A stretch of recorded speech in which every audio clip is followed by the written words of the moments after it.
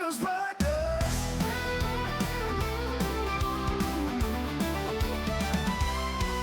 In the shadows of the night, where demons haunt and fright, everyone stands afraid to fight against the evil. But there are those that stand alone against the evil and the crones. Heroes willing to go the extra mile and end the evil with maximum style. When you need heroes to go deep, when you need heroes that never sleep, Linus Brothers. When you know all hope is gone, when you need to right what's wrong, Linus Brothers.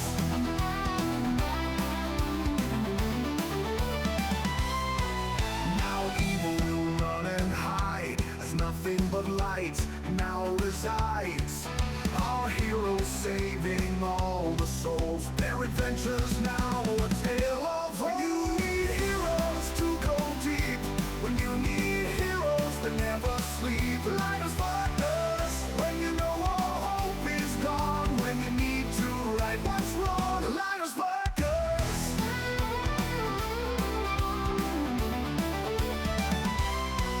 Now evil will run and hide, as nothing but light now resides. Our heroes saving all the souls, their adventures now a tale of hope. When you need heroes to go deep, when you need heroes that never sleep, Linus Brothers. When you know all hope is gone, when you need to right what's wrong, Linus Brothers.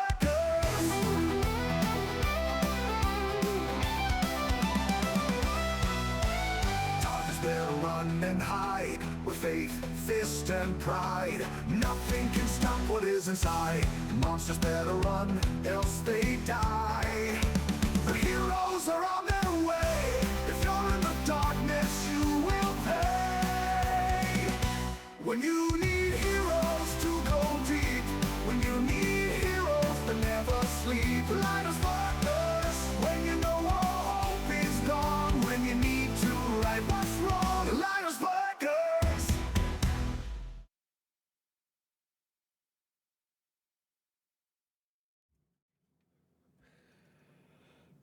Welcome to the dungeon. So much going on. Wow. Happy 2025 Dungeoneers. Here we are, charging face first into whatever this year brings. I know there's some exciting stuff on our end as we plan out our in-person, which will be at a new location completely this year, which should be fun. Oh my God, Brett came by. Hi. Yeah. We are going to be doing just a Q&A tonight about D&D, about the campaign. So any of your questions you have, just feel free to pop them into chat. We're just going to be answering stuff tonight. But we're going to start off with, we got 2 people down. So Mike, feel better. And Jeff, we wish you the best with Erica. We hope she's okay. We just came out of Christmas and New Year's in general, and what's fun is just seeing what people got. So I only got a couple things this year, which is fine. I got some games, of course, that I've yet to even try. I did pick up Mario Party Jamboree for the family. And if you're a fan of Mario Party, this one is legit. It's got everything that you want. So the games are fantastic. The boards are better. Everything's just better.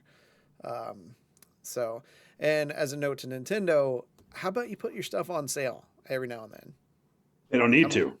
They don't need to, right? They're like, right. You're gonna Not pay wrong. for it anyway. Yep, never gonna. So the other thing, my wife got me, and I've had it on my list for a while, you know, but she got me a Ninja Thirsty, which is an on-demand carbonated water, flavored carbonated water little device. And I'll say, I thought it was for me. I did. It's been a big hit with the family as My oldest is like destroying some of the flavors, and my youngest is drinking the ones that I drink, and the middle one's drinking other. Like I thought it was mine, but it's the whole family's. Can you So- do like one glasses at a time with that? Yeah, so that's what's nice about it. It's on demand. So you just fill the thing up with water, and it's got an air tank in it. You put the here we go. What's that? Thanks for those subs. Getting back in it. Hello, everybody. Just as a refresher, this is an open D&D discussion question night about the campaign and D&D. So if you have questions, pop them in the chat. Be happy to talk D&D tonight. But it's got 2 little pods, so you can like mix flavors, and you just pick the size you want, and it'll fill the glass up. So it'll do this one, and it'll do one bigger than this. I have a and soda stream. Yeah, so the problem with SodaStream is we had a SodaStream. Not only did I cause a mess a lot of times adding the flavoring in, as it just kind of burst everywhere, but I would make the drink and then go to work and then come home, and everyone would drink it and not refill anything. This is on demand, so all I got to do is put the water on there and do it. And they have soda flavors now, so they've got root beer, Coke, Dr. Pepper, Mountain Dew.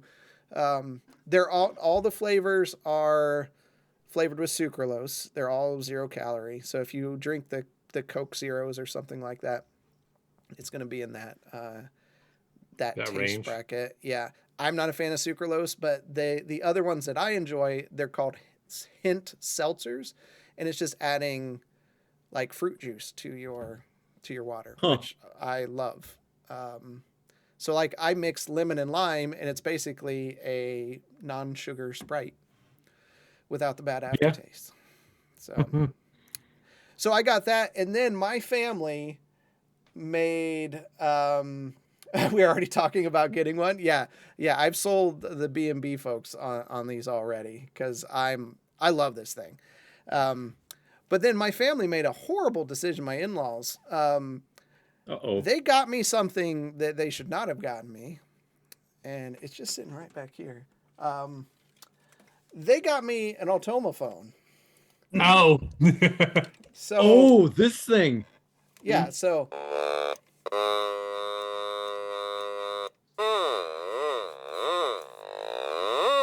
and then That's you can amazing.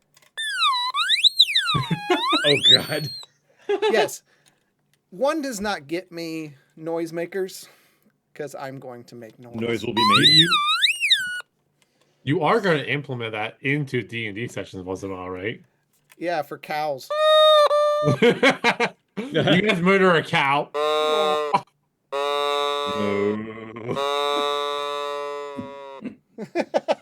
That Chat sounds so is cursed. going crazy right now.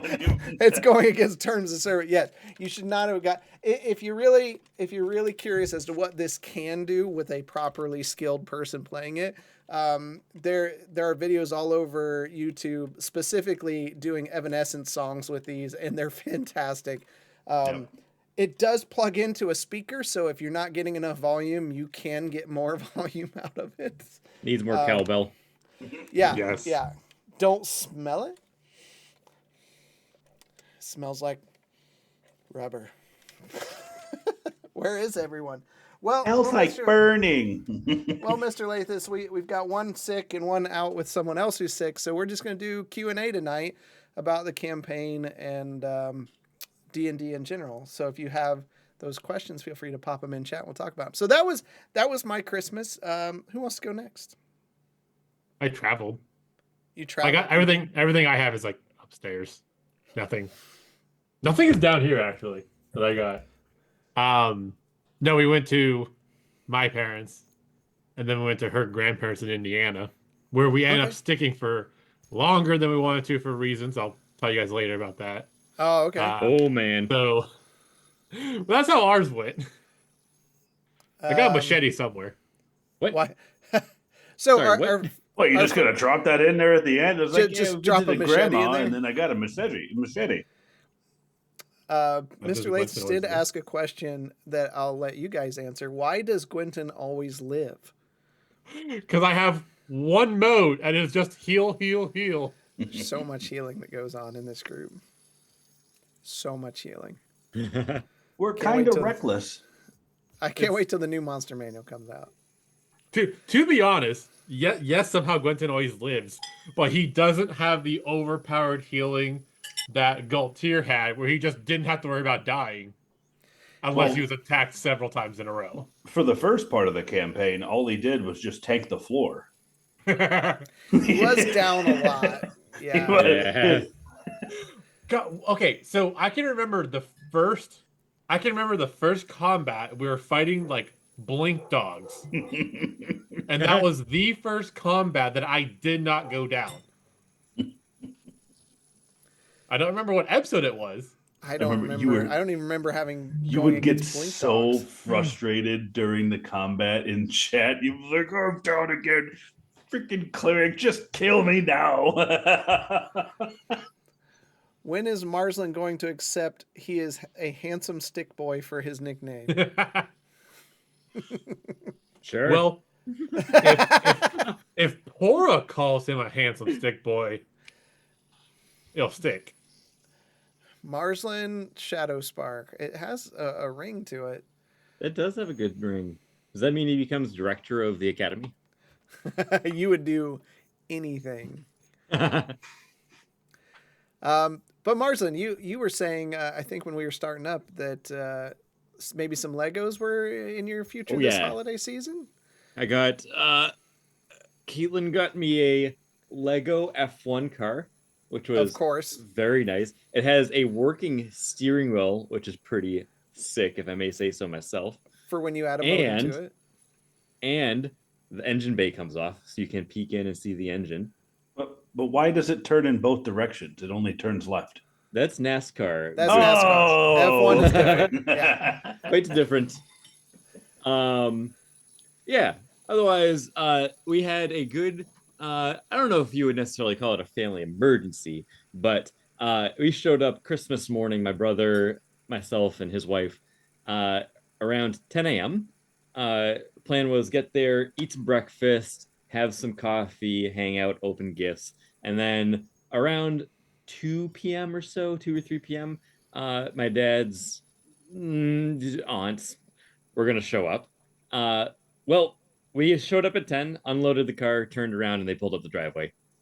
Oh, wow. Yep. That was fun. We actually traveled for the first time on Christmas because of some family issues, and I dressed up as Santa Claus. I was hoping you'd bring that up. Yeah, I did. There are pictures that exist. Lauren loves it. You dressed up as what? Santa Claus. Oh, I heard It's something great. else. Now, this wasn't like the Terrifier with a Santa Claus beard, was No, that would have been on character. Yeah. I chose to for the sake of our families, I chose not to do this. Nobody knew it was coming. It was a surprise visit. And what I found out about our families, it's got to be like where I grew up, right? Smaller town in the middle of nowhere. So I show up at my in-laws and I'm like, I got some gifts for you. And I hear her mom say, well, come on in. Now, they didn't know who I was. Wait, what? Yeah. And I was like, I've got this stocking that says Mamaw on it, and I got this one that says Papaw. And her dad's like, no Papaws here. And I'm like, okay. And I put it right back in the bag. So, Wait, they just invited a random person in? yeah, right? So then we went over to her sister's house. Is lap sitting. Love those freebies, right? So then we went over to her sister's house and she had a package sitting there and I rang the doorbell and I'm like, oh, no, no. And I started talking to her. Well, she was noticeably freaked out. And then I wasn't even thinking of what I was doing. Like I grabbed the outside door and she reached out and she grabbed it and she's trying to close it. And I'm like holding it and keeping her from closing it. And I'm just boy. like, you should see my reindeer and all this. She's like, yeah, that's nice. Have a good Christmas. And I'm like, Get yeah, out but here. I'm not done. Right. Oh God. It was priceless. That's funny. It's amazing. What happened to the videos? I know. So then later that evening, we go to my parents because they didn't know I was coming either.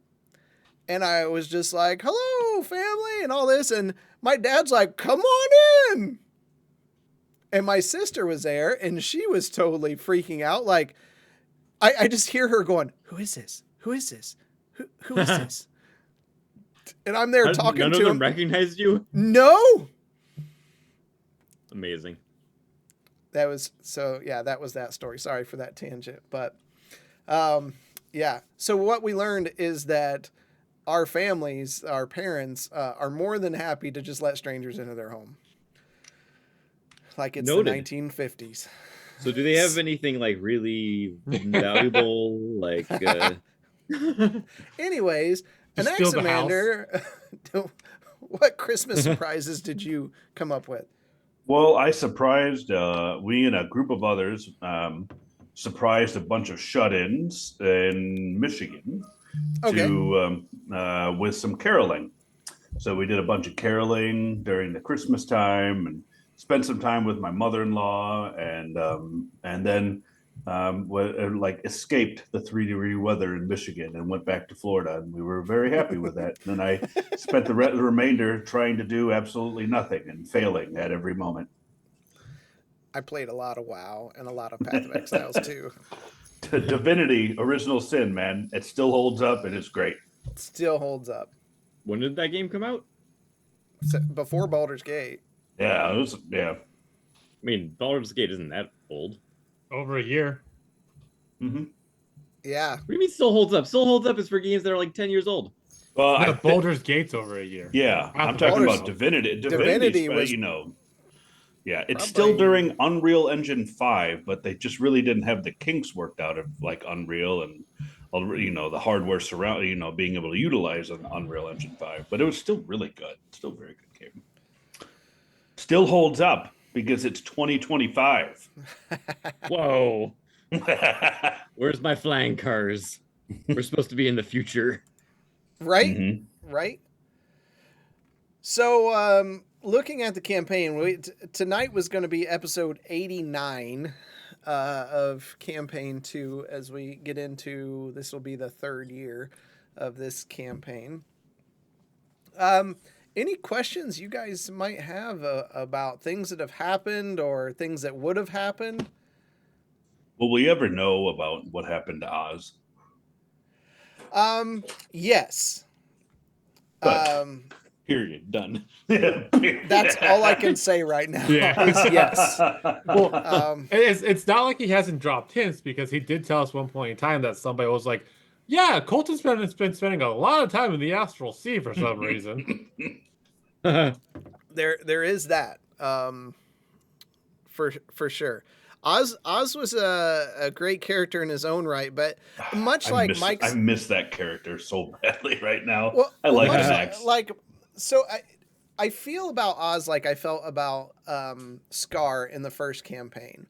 Like, Scar was a great character. I really enjoyed him. I enjoyed how he was and what he did. But Scar would have never made it to the end of campaign 1. Like, he would have never made it through the Heart Tree. All that madness and stuff that was going on, he would have killed people. I mean, heck, he almost killed Zoromir. Right. I mean, but Zormir was just running around like poke him in the back. It was like, hey, Well. with a sharp Yeah. object. So that's kind of how I feel about Oz. He was chaos. Don't get me wrong. Yeah. But when I'm talking to other people who aren't up on the campaign, and I talk about situations, it usually comes into Oz and the deck of many things. He like a history of just bad decisions, and that diverted us for so long. For sure, and of course caused Ethan to grow much stronger than he was supposed to. Because Ethan really was supposed to be beat in that crypt, and I realized y'all were Wait, like, really? "Oh." Yes, he was never part of the story. What? No, No. he was never part of the story. He was No. supposed to be beat there, and he was just a combat encounter boss of that dungeon. But he was so strong. Not then. So We just I- had, Yeah, no he way. leveled up a had few to- times. after you guys woke him up, I had to do something with him. I couldn't just leave him in the crypt, right? So I had to come up with, okay, how do we deal with this guy that's undead who knows who all of you are, who basically were like, "We out," and took off. So I kept throwing like crumbs in there of like what he's doing. I put like, oh, people have seen like a zombie walking on the streets at night, and you guys ran into him at one point when Yeah, he he was getting teleported away. stronger. Mhm. So basically, I was like, okay, as they go and do things on like a day count level, he's just going to progressively get stronger. And I had a creature list. Like he started out as this creature, right? And I'm like, okay, at this point he's upgraded to this creature. At this point he's updated to this creature. And by the end, he was What was he? up here. I'd have to go back and look. I think it was like a Devernian Lich or something like that. Yeah, that. Yeah. There's a lot worse. That like his next step would have been really bad. We kicked his ass and he ran away. Yeah. So you guys did, because he also was keeping tabs on what you guys were doing. So he was like, oh, they're actually getting stronger as well. But not having planned that, I was like, well, let's work him into the story here. And I thought he ended up being a good side antagonist for you all. I think the funniest thing to me is the way Mike was just like, every time you guys had a sit down and you're back at your house and you're just like, okay, what's going on? Mike's like, we really should do something about Ethan. And everyone else is like, yeah, but Nah. you know, so that was, that was all unplanned for sure. The first time we found him / knew where he was in Yargish, right? Ash Point Cemetery. It was the crypt that you guys Yeah. went into where you got your mace, Pora's mace. No, yeah, no. Sorry, after the fight in the town where he teleported away. No, Did that you go was back to the crypt? no. It was the crypt first, and then the town came. I think Yeah. it was a month or two. And then after It the was much town, later. the next time we physically saw him was yes, Yargish. it was at Yargish. Yep. Yeah, sorry, that's what I was talking about. Yeah. Not yeah. all of us saw him, I don't think, right? No, only it was Bishop just like did. two. Wait. Yeah, I think there was two of you there. And then an X-Men got clubbed in the back of the head with a spell from hell. Yeah, and What that was was that was Touch of Death or something. He used it in the final fight as well. That was a kind of a shot over the bow. The whole reason that happened was I'm like, I need to give these guys like a hint of where he's at, you know. He's kind of good.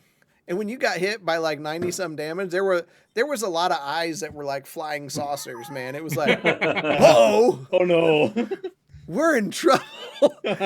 It's kind of like when you're playing a game like Diablo and you hit this boss and then he takes like 3/4 of your life and you're like, we're kiting him. We're going to kite him now. You know? Rod. So yeah, I actually ended up enjoying that character quite a bit for what little he did. He definitely was moving plot points around. I Hey, don't Fisher think that- Khan, thanks for the follow. I'm going to disagree that Oz was pure chaos, but he was just given a deck of many things. What would anybody who didn't know that much about the deck do? Use some caution after all your magical items disappeared. This came Let's from a take- deity who's like, here's this cool item as long as you do this deal. Let's take the deck of many things out of the equation. All right. Like, Rage. Teleport. how many times did you like walk up and just grab a lever and pull the lever, Kronk? Pull the lever, Kronk.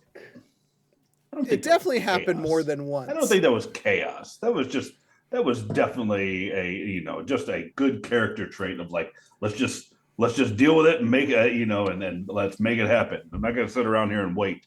And for you here with us tonight, let me explain what Mr. Naxamander does, the player does to me every time we play a campaign. So it's the weirdest thing. Everybody, you know, we have people create their characters. We kind of like, I go through them. We walk and look at everything.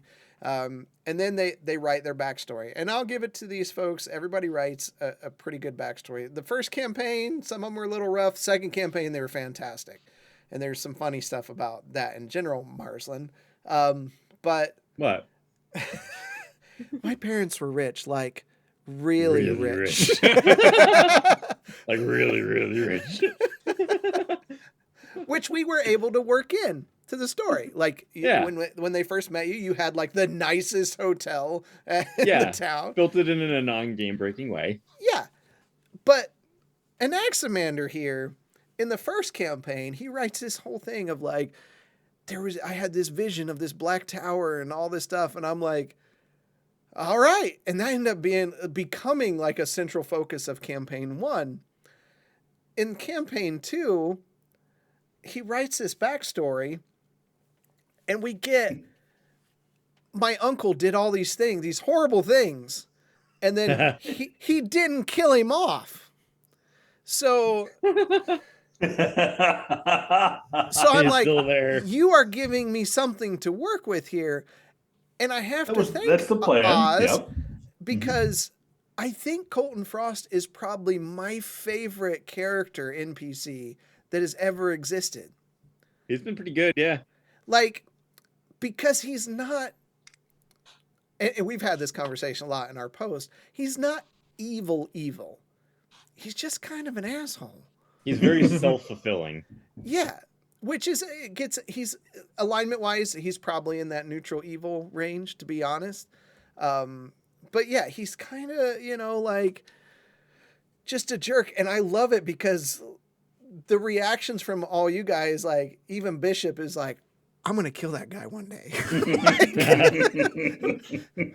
And it's Head just on stick. right.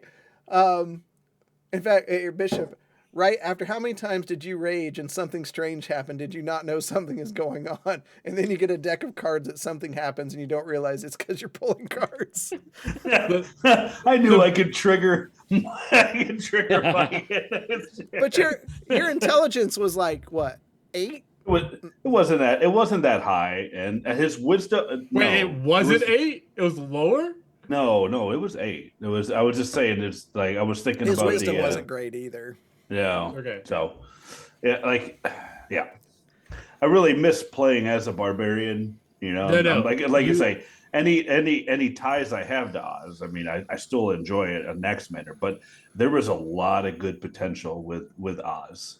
You truly miss your free spontaneous sex changes. Oh was yeah. I almost Yeah. forgot about that. Okay, so fine. The character was chaos. Okay, we made him a wild magic. We opened up the wild magic table to like 100 different options, and I may have grown boobs a couple times. Okay, Right. So- It's 100 options. You got the same one 3 times. Yeah, that was just dice rolls. That wasn't me. Yeah. So, for those of you watching, for Wild Magic Sorcerer, we have our own table. There's 100 options. You basically roll a d20. There's a negative bad things that can happen, a neutral thing, and good things that can happen, and then there's 100 for each one. That's for the sorcerer table. So with Wild Magic Barbarian, the options in the book weren't great. So it's we like did you get one. tentacles. Yeah. So we did one that had like 60 options, so it was less. But it's just fun. It's just fun. Yeah, it so was a lot of very very fun. Yeah. I love Wild Magic, and it's a great table to go to for just general effects. Utters, yeah. I think the one I remember the most is he raged in a bar fight and immediately grew boobs. And like, considering the fact like he did not wear like an upper body piece. Nope. Now suddenly R-rated. Yeah, it definitely took a whole different turn. Yeah, the bar there. suddenly turned into a strip joint. Yeah, but the fight ended immediately. Yeah. I was like, what the fuck? Whoa. I'm out. Who saw you first? Was it Bishop? I think it was Bishop. Yeah. I don't Yeah. remember how we played that. I was just kind of like, this is Oz. We're like, Right? And it was one of those things that I don't think nobody really like dived into on how to fix it. It was just like, This is he's just just how a it girl is now. no. At one No, point, I mean, I think it was the first cleansing, which again, Oz didn't know how to cleanse it, so he was just No. like, "Oh, I guess I got No. boobs," you know. And I'm you just gonna have to deal didn't with it. cleanse it. You rolled, transformed, and eventually later rolled and transformed again. Yeah, And then when you did it the third time, Gwenton's like, I can probably help you with this because I finally got access to remove curse. yeah, And you're like, I'm hiding. Let's stay female. yeah. That's I know that I played it off, or I was just like, "Hey, we're just gonna stay. I'm trying to hide from Colton, so no one's gonna remember me now." Yeah, it was. Mike says Bishop was there the first time. Oh, he Yeah. was just So- okay. Was Marsland there? I seem to remember No, being separated. Marsden, me, and Jade went up to our rooms to get some Yeah. rest. And we came back down and we're like, wait, who are you? Yeah, it helped him in hiding since they were looking for a guy for sure. So then we take that, and this is the character growth that happened in such a small time where he was hiding from his uncle, and I was really laying it on thick, like having his uncle come down to, Smyrna and like having a whole festival basically and all this stuff. To like toward the end of Oz's venture, like he walked onto his ship and was just like, if you can help my friends, like I'm yours. And that was such a huge like arc for me. I wasn't expecting that. Like he definitely pulled that out. And I was like, oh my God. I definitely wasn't expecting something like that to happen. And there it is. And that was a great thing. And then the tension in the party after that too. Yeah. Oh, It's they like, were. why Yeah, the the hell party did you was do not this? happy with Oz at Yeah. all. I was like, "Why would you do that without telling anybody?" And I was just like, it's my own decision. We're like, no, it's not. But- Honestly, without that gesture, you sped along something that was going to be devastating to you when you Mhm. all were corrupted with this plague. Yep. So that was a really strong point. And then Oz took it upon himself to make him sure he exits left with his soul. Oh man, we learned a very important lesson about the holding capacity of a bag of holding. There's just so much money just floating. Yeah, and by the Yeah. way, like throughout, like And all of these scrolls. different instances, like the party was not happy with the DM's decision there, and we're like, what do you mean? We just spent the last like 6 months trying to find this crazy cat, and the bag rips because you made the statue 180 pounds. How heavy was the statue? It was the weight of Oz. I went to his character sheet. I looked at what his weight was, and I thought, this'll be funny. I thought, here's a small statue, but it's holding the weight of his soul. And what is that weight? It's his body weight. And I thought, this'll be funny. I did not know you had a Didn't great foresee this? idea. It was a great idea. It's just holding capacity. Because I think I had like 100 pounds left in that bag still. Yep. Yeah. So, and it was 160 or 70 something. Yeah. It goes to show that Draston is not picking on any individual. No, He he's puts- not. He No. puts rules in there, and he's like, "All right, these are how the rules are going to play out." I'm telling you, chat, the number of abuses that I get on a day-to-day basis from these Drastin? guys. Drastin has put a character in a state, tried to help that character in the state, and going back to Oz, fucking that up, the character dies. Yep. He's not dead. No, I'm talking about Hugh. Oh. Yeah.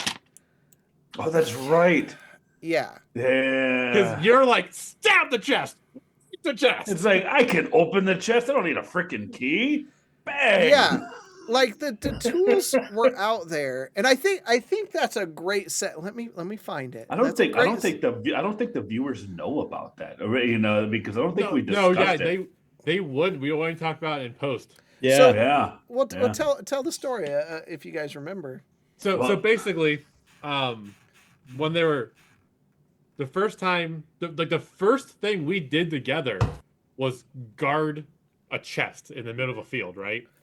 And then Marsland tries to hide something and uses his move earth skill, which then opens up a hole in the ground that we can look into. Mm-hmm.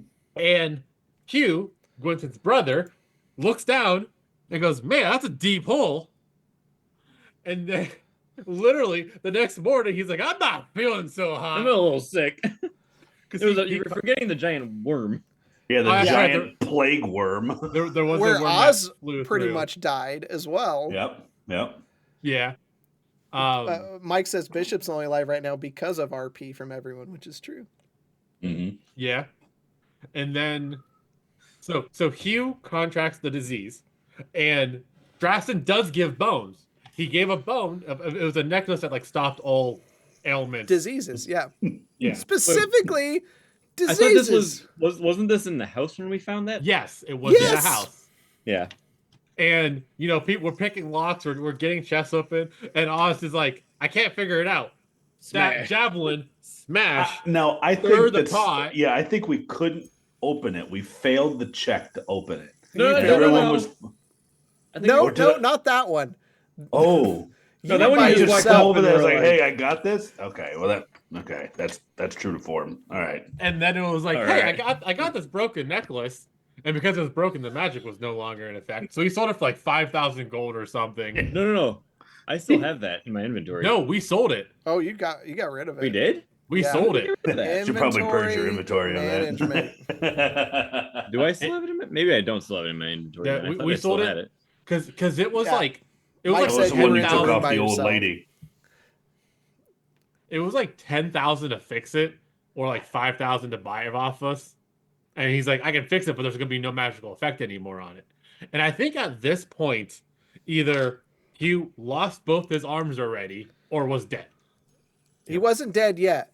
Yeah. He was starting Okay. to lose limbs, and like this would have been, like it was all planned out. There was a potion awaiting for Bishop's sister.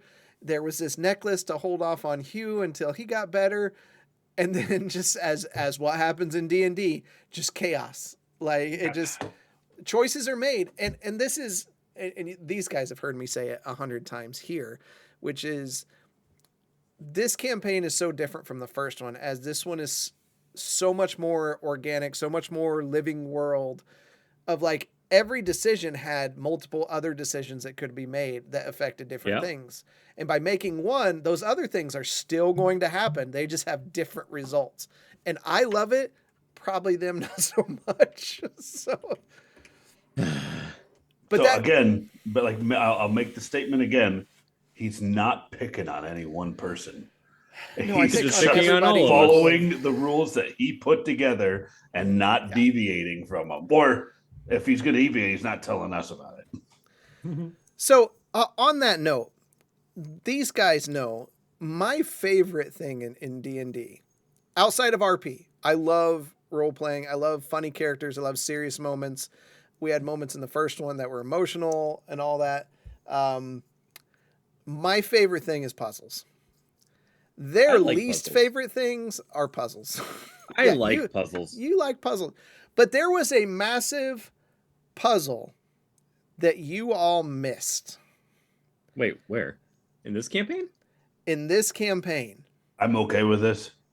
And it's probably my greatest puzzle achievement because You- this was like a secret Easter egg puzzle.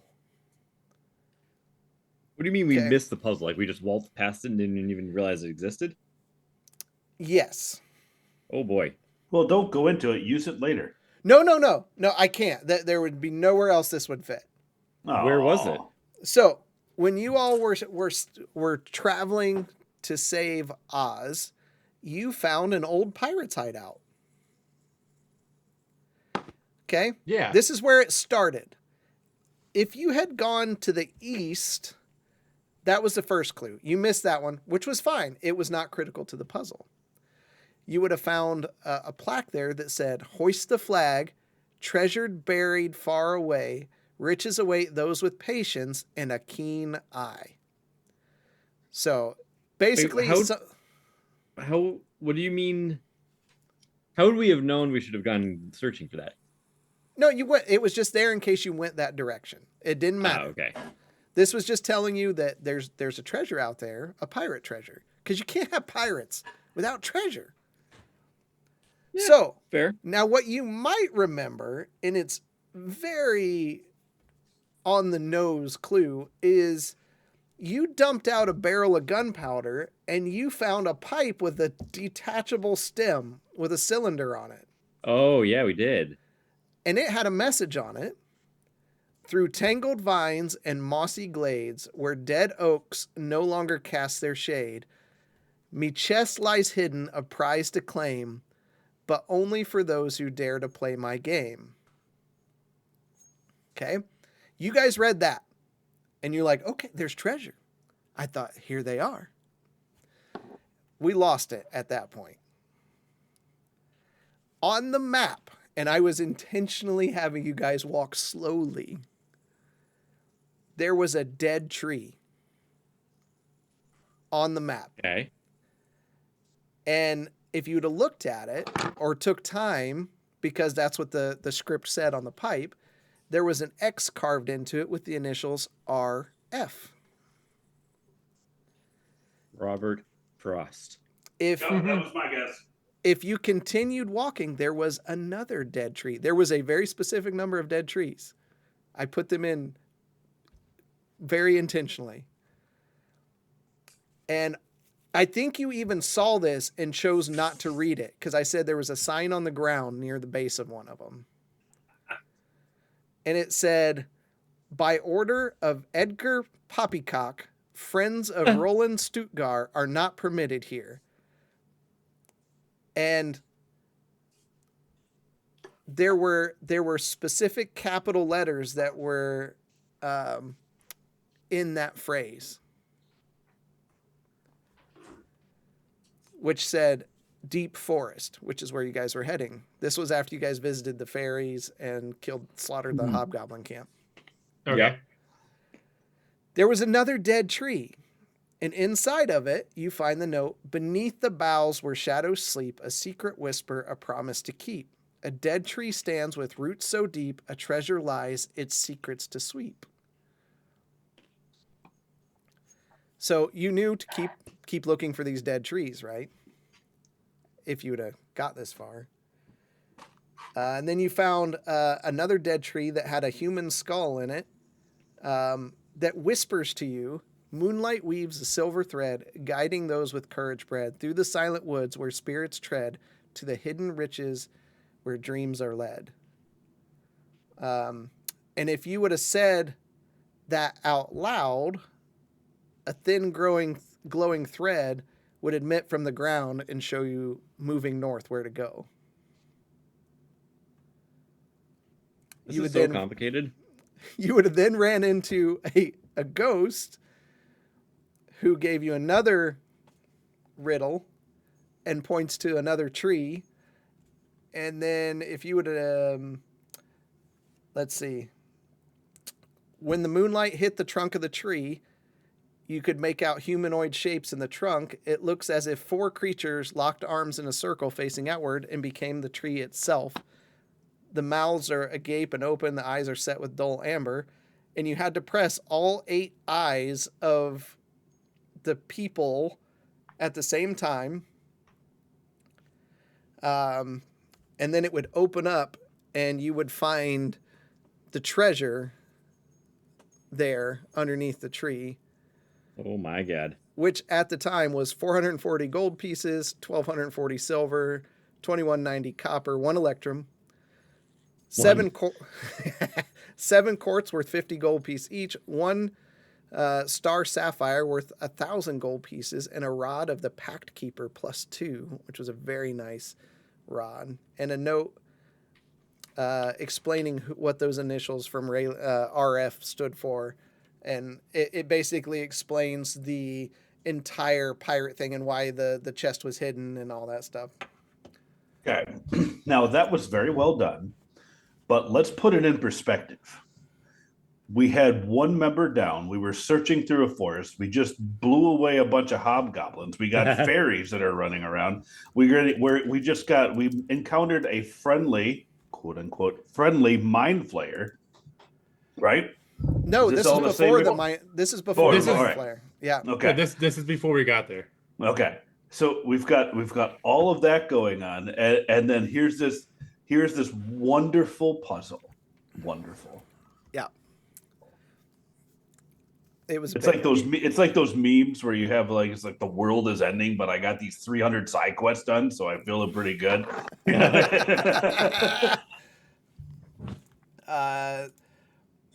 Yeah, thanks FisherCon for coming out.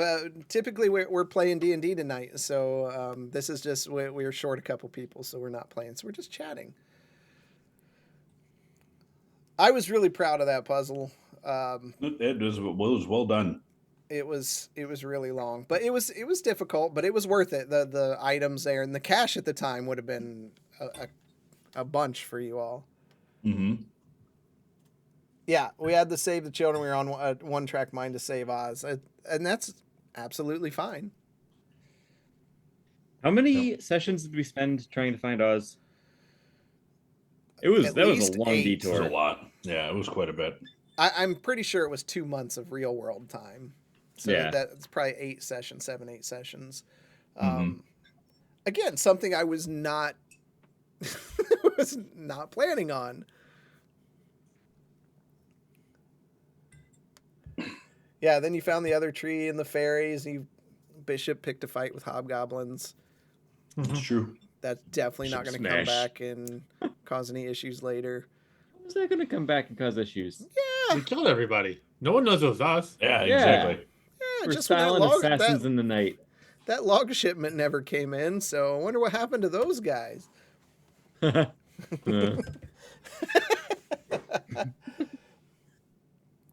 So yeah, that was fun. Any questions from the community and stuff while I reset some stuff here?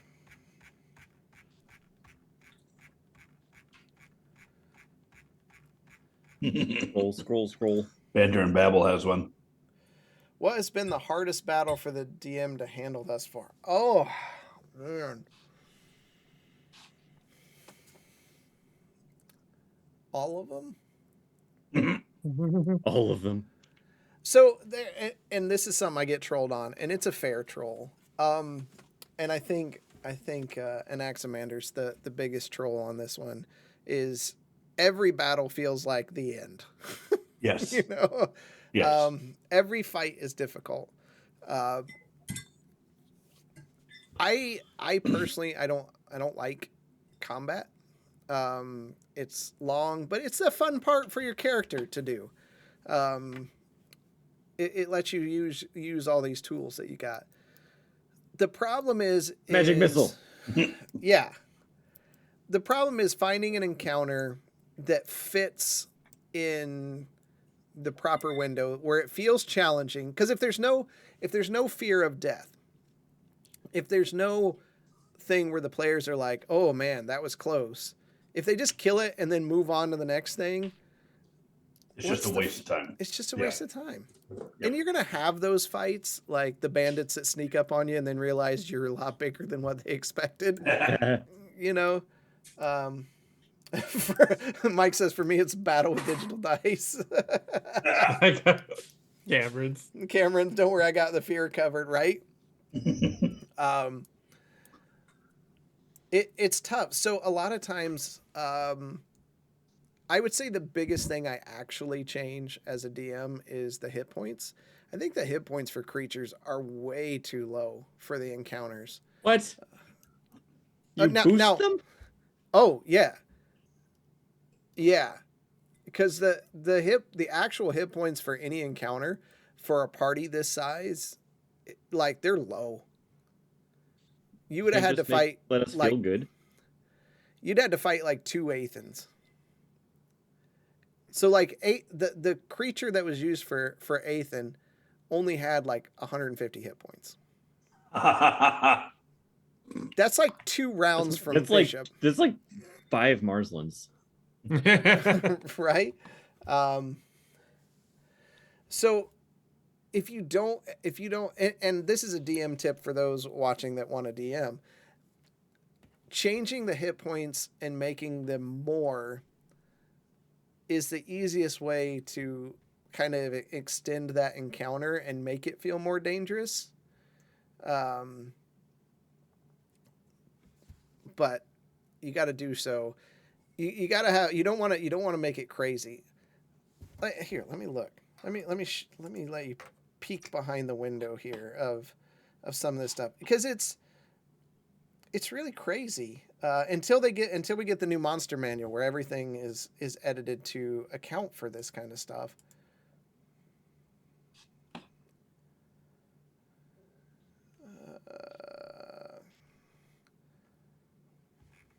me put this in here. Well, it helps if you spell stuff correctly.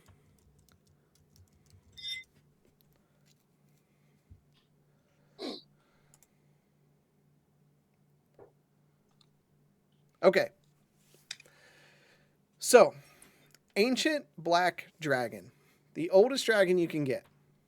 You know, this is something that's been around hundreds, if not thousands of years. 367 suggested hit points. That seems Like, fair. you guys can do that right now in 2 rounds. Boom. Awesome.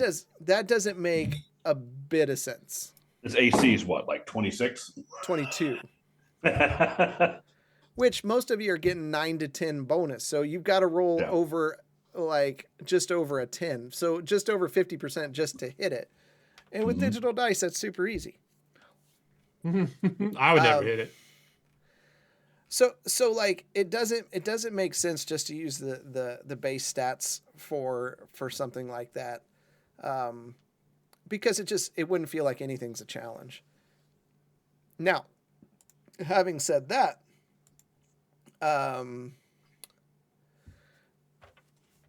in the new monster manual, they're saying, don't be surprised if you go to fight a dragon and there's 2 of them in there or 3 of them in there.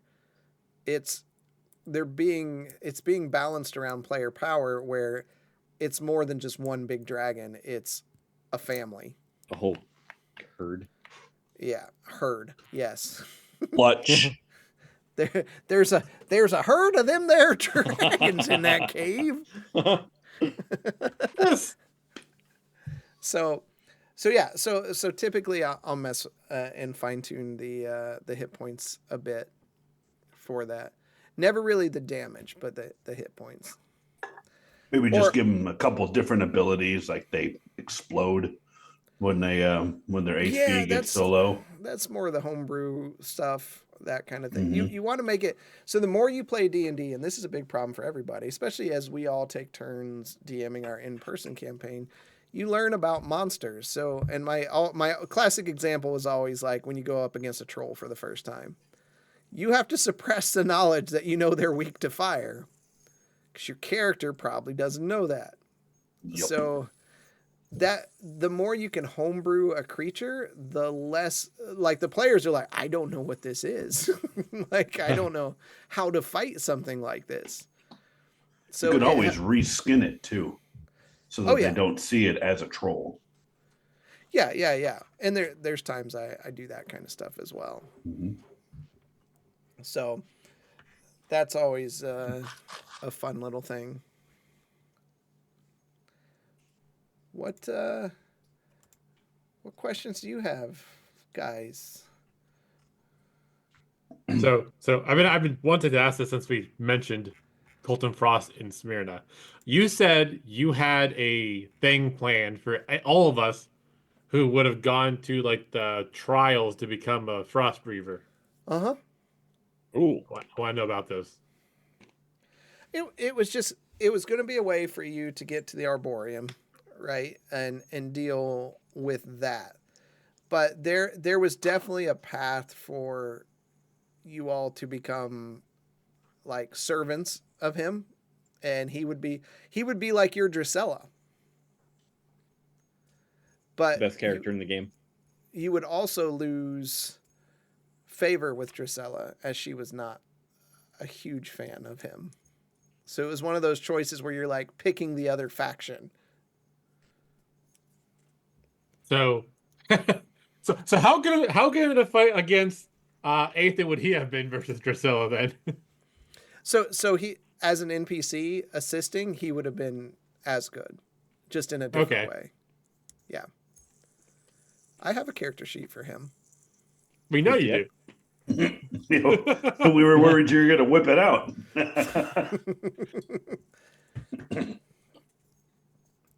So, yeah. So yeah, there was that.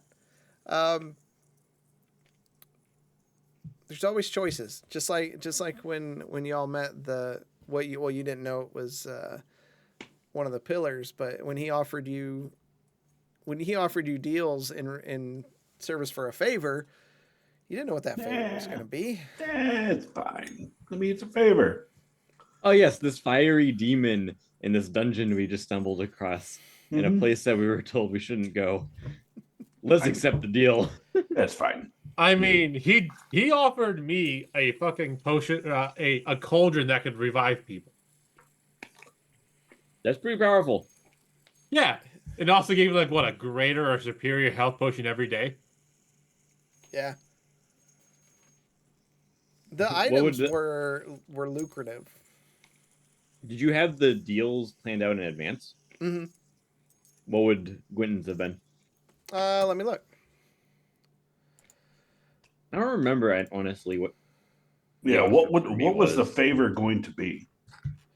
So it was different for every player, and it was going to be very situational. What it was an out for me as a DM. If there was something where I'm like, this can really throw a wrench into the players' plans, it gave me a way to do that. Oh, so you didn't have the favor fully planned. No, the gifts were planned. He But just the- needed an out. You guys get too powerful. I'm going to bring in this deity that owes you. I'm gonna do it. There we go. The halls of lava.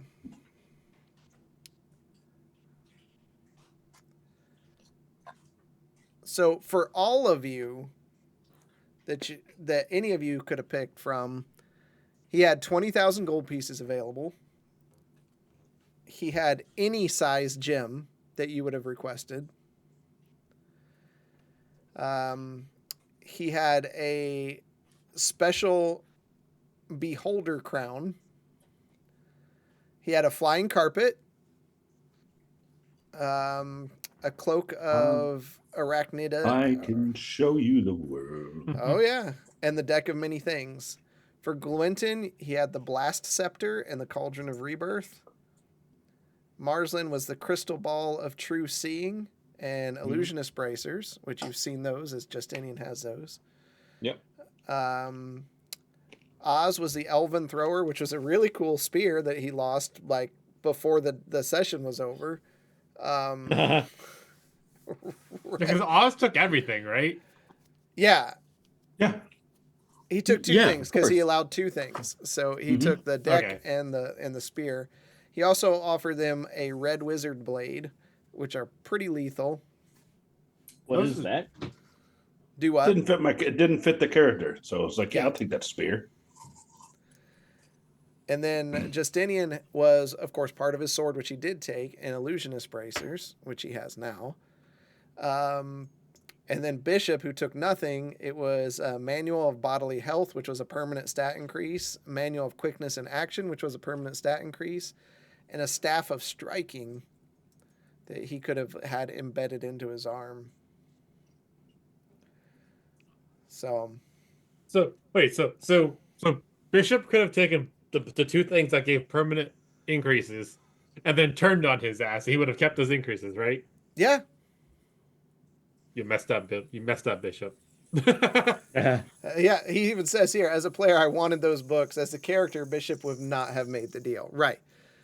And that's what I like. And we share discussions and videos and everything. Recently, I shared one of just, I love when you make a character and you just lean hard into what that character would actually do.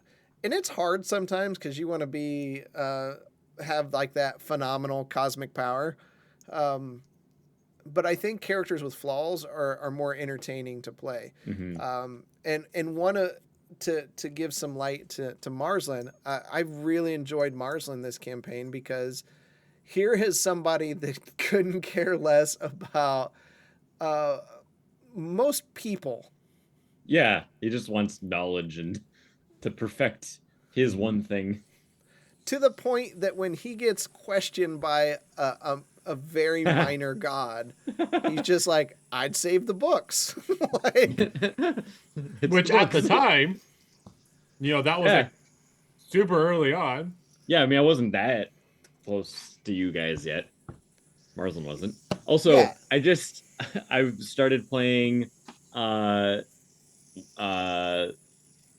Fallen Order, I think, or one of them. I didn't realize that one of the I was fighting one of the critters in that game and realized it was very Ogobogo. similar to Ogobogo. That's exactly where it came from. And screw that freaking frog. Yep. That It's so fight is strong. hard. Yeah. Yeah, it hits like a tank. It made me rage because it's all about like dodging at the right time. And I did that on and I know Fanboy Tone picked up on it because me and him raged on that really hard. Yeah. That's definitely where the name came from. That's funny. See you guys later. I have to go do some house stuff. I'll catch some future streams. All right, Brett, make Tone do it. Like, have him help out around the house. I've seen what you've done around there. You take a break tonight. You watch the stream while he, I don't know what he does. Try to whip that Tone. So Yeah. something that was kind of painful. You kind of brought it to the light when you wanted to do something, but you knew your character wouldn't, and that was not wishing judgment on Crow. Like I didn't. Yeah. I wanted Crow to stick around, and I knew Oz would have wanted Crow to stick around. Anaximander was like, "No, we can't have this around. There's got to be a punishment. There's got to be repercussions for what happened there." And I had to push that, and it sucked. It is hard, and it's against your nature. And I think Jeremy, you're good at saying like, I know what I want, but that's not what my character would do. Yeah. And there's definitely, so you'll hear a lot, especially if you watch some of the knuckleheads on Instagram and TikTok. There's some things that people are like, don't use that statement as a crutch. That's what my character would do. That's bad. But in those cases, like where you did, that made sense because you were not doing anything crazy, but justice had to prevail here. Yep. Mhm. I mean, she killed somebody. And it's of nobody's fault, right? Like these guys that have played with me DM, and I'm not saying I'm a good DM. That wasn't capacity. Justinian's fault. That wasn't No. anybody's fault. That was just Crow playing her character, and then stuff. It just did not gel well with the party. Again, with another character that should have never left. She was just Come on up. just there, like, Mhm. and Oz was again. Oh, just come with us. Mhm. And so now I have to build this personality for her. We took 3 people from Smyrna. We did. Yeah, We brought one back. yeah. We did. 2 Um, years later. yeah, going back to the doing what your character would do versus the player, it hurt me to do it to Justinian, but during the whole time of when Crow killed the person on the crew member on the ship, and Marsland's like, "Yeah, Justinian, you need to suffer from this." Yeah. That is Marsland just is like, very much for the law. Yeah, and that was really evident early on with Marsland's character, because when you guys were breaking into the tomb, there was something like a sign you couldn't go in, and then somebody took it down or something, Bishop. and you were like, Bishop did. you were like, oh, I can go in now. Like, I think Bishop was like, "What's that?" Smash. Rip. Gone. Bishop needed Bryn. She was the only one Gaz trust. Right. Yeah. So we pulled Bryn out of there, which that wasn't planned, but it worked. Crow was just something completely, but like It was so fun. She was Yeah. such a great character. that. Usually when I'm building some of these NPCs, and especially when I know one of them is going to stick around for a while, I'm trying to think of what kind of person they are. And you want to make them all unique enough so that the players aren't like, oh, this is like this person. Crow was like Drax. So like everything was completely literal to her. And in her world, there's no reason why it wouldn't have been.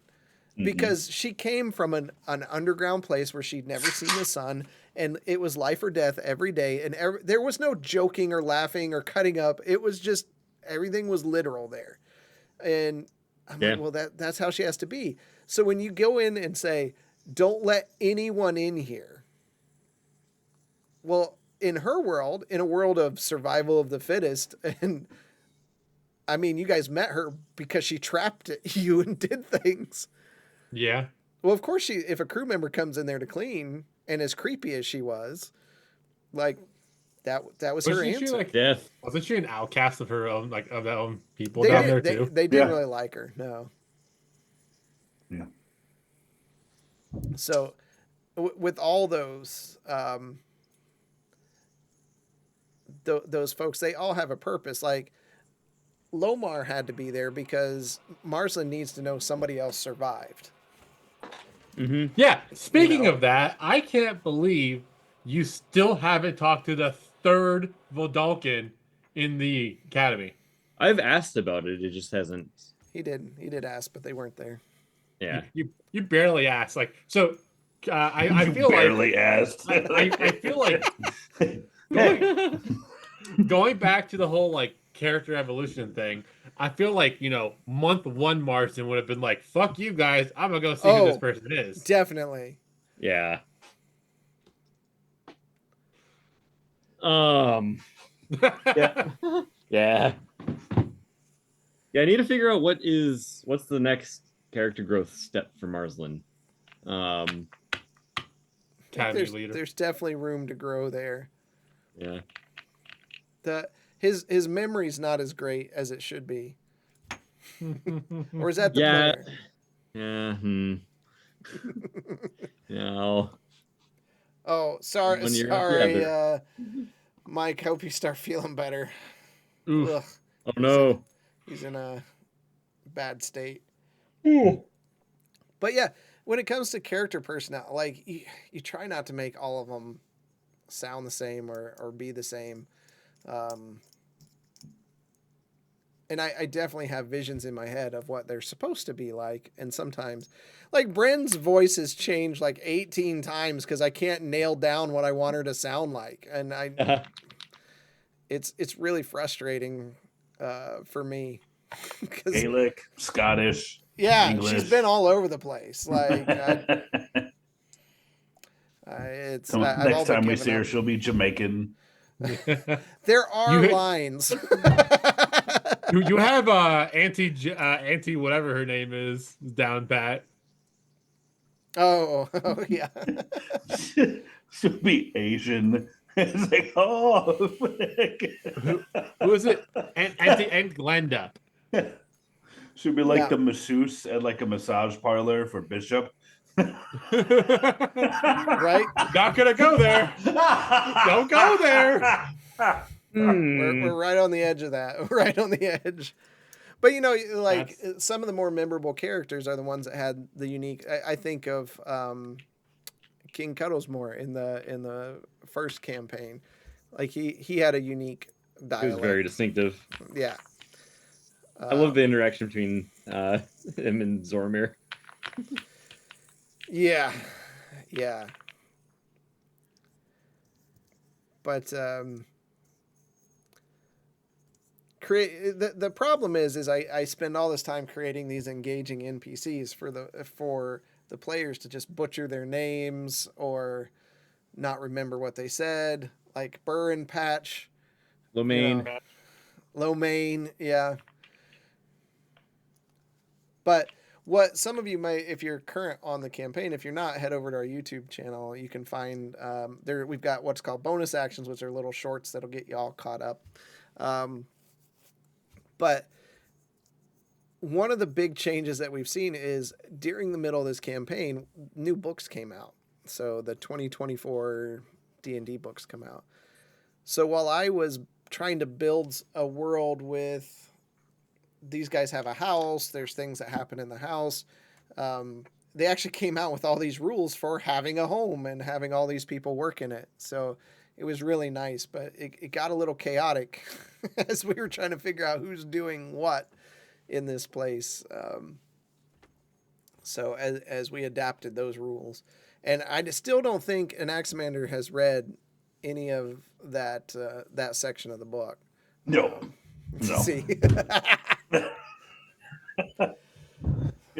You sent me a link, and it was to like this big, huge description of houses, and I'm like, "Whoa, I'll get on that." So you got a few more people living there now, for sure.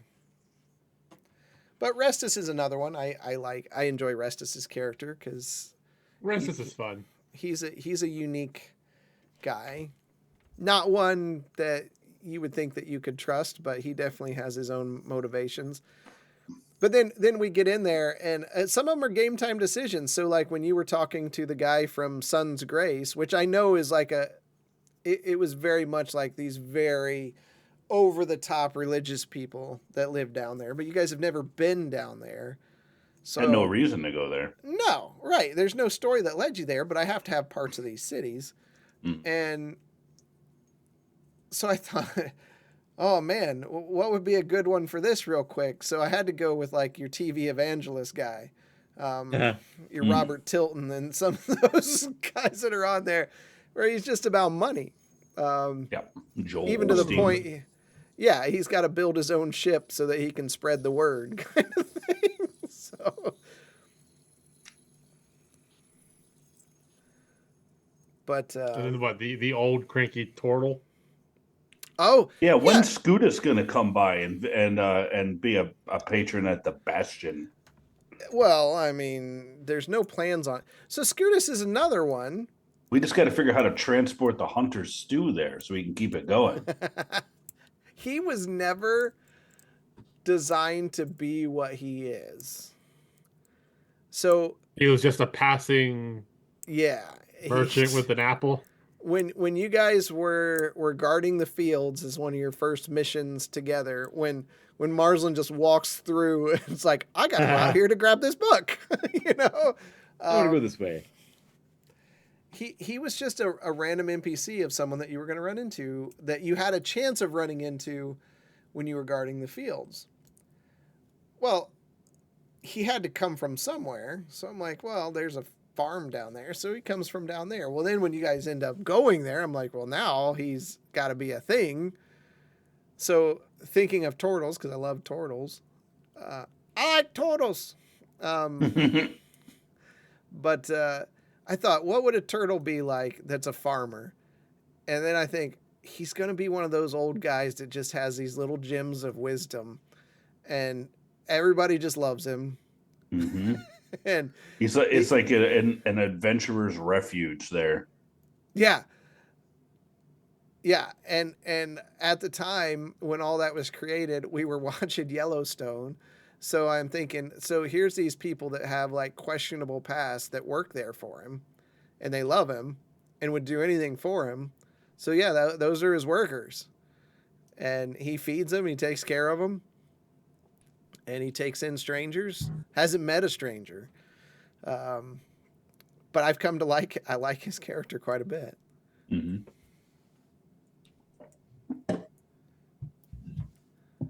So, considering the story that's happened so far, and we'll go to each of you, what would each of you say, and we'll start with Marsland, was like the biggest wow moment or shock moment that happened, Oh boy. if any?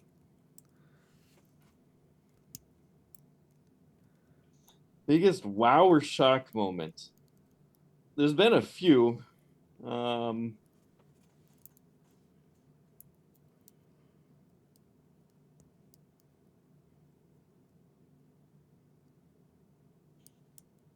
I mean, honestly, I think the whole reveal of Laura? Old Smyrna was pretty fun. That leading into because that was when we went into the ancient library and found uh the magical font that led us into the lake, right? Yeah. Yeah, the Fey yeah. Stones, Fey Lines. Fey lines, yeah. Oh, that felt very. I liked that the whole world building around that. It was very like, oh, what is this entire mystical place that nobody believed was actually real?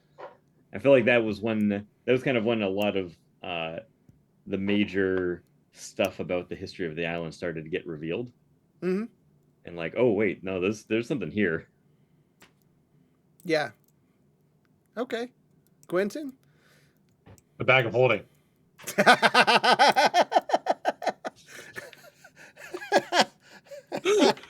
Just chick poof. Oh no. The fuck? What do I do? The amount of times that you all are doing something and I'm off over here on the side, like looking up what happens if you guys do that. I'm just like, uh-oh, what happens if they do that? And I'm like looking up and reading, and then it's like, It oh happens. no. Oh no. You just want to have a Like- Deus Ex Machina moment. Don't do that! Ah! Yeah. One of Gwenton's fun wild moments is when he went, "That's your uncle ship, right? We need one." And then 2 years later, we got one. Yeah. Yeah. That was planned super early that you guys would get one. So I What- knew what- that would happen. I have a question about that after Okay. Vildel goes. All right, Annex, what was Hold. yours? I intentionally did not look up the deck of many things so that my character, I could be on the same ignorance level as my character. Okay? Just be more impulsive as Oz and pulled that freaking card that transported his soul into a statue of Loth. I remember That as was soon as random, right? yeah. So as soon as he got the deck, I went into the book and I'm reading, and they're like, you need to take a deck of cards. You pull these cards out. These are what these cards mean, and shuffle them up. So I had them all sitting there, and I had them sitting over on the side. So whenever you're like, I pull a card, I just drew one off the top. I didn't know what you were getting. So I'd look, and then I'd go to the chart, and I'd scroll down, and I'd see what you get, and I'm like, oh, okay, and then put that down. And Then the card happened. when you pulled that card, I had read through some of them, and I knew that one was not a good one. And I was like, oh, okay, let me see what it says. And I'm like looking through it, and it's probably on our recording. I'm like, oh no. Because it's too late at that point. Like, you have to let the cards fall where they may, and then you have to figure out like what happens to a body when the soul leaves it. And immediately I'm thinking of like, what happens when you die? Well, your soul leaves your body, so like the body's just gonna flop over to the side. Except you're not dead, you're just still breathing, you're just soulless. Yep.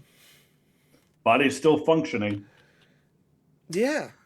Does the body still need sustenance? Did we address that? Colton did. Colton did, yeah. Yeah. The body does still need sustenance. Here so, comes yeah. the airplane. I think he was shoving like good berries in or something like that because that's like a full day's sustenance.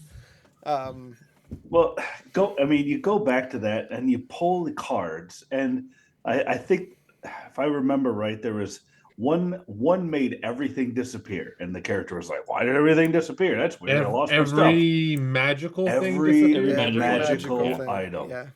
Yeah, then Okay. you wake up and you're just like, where is this? Yeah, still didn't put 2 and 2 together, right? And because like the one before that was like, here's this magical servant who's gonna do whatever I say, and then I can't remember what happened. There was a third one, and then the fourth was the Devastator there, or whatever that was, where like he got transported into the astral sea. No, he got transported into Statue of Law.